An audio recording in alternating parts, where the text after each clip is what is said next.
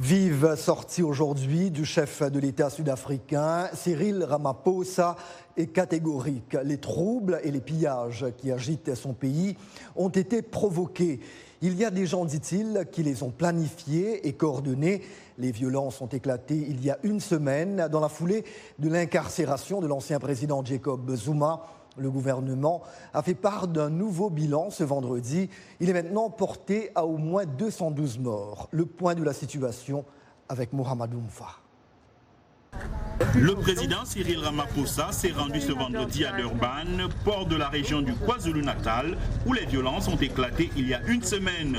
Lors de cette première visite de terrain depuis le début de cette crise, une des plus sévères traversées par le pays depuis l'avènement de la démocratie post-apartheid, il a déclaré que les troubles ont été planifiés. Il est tout à fait clair que tous ces incidents de troubles et de pillage ont été provoqués. Il y a des gens qui les ont planifiés et coordonnés. Le président Ramaphosa a ajouté que les responsables de ces violences seront poursuivis. Une déclaration qui survient alors que la police enquête sur 12 personnes soupçonnées d'être derrière le déchaînement de violence de ces derniers jours.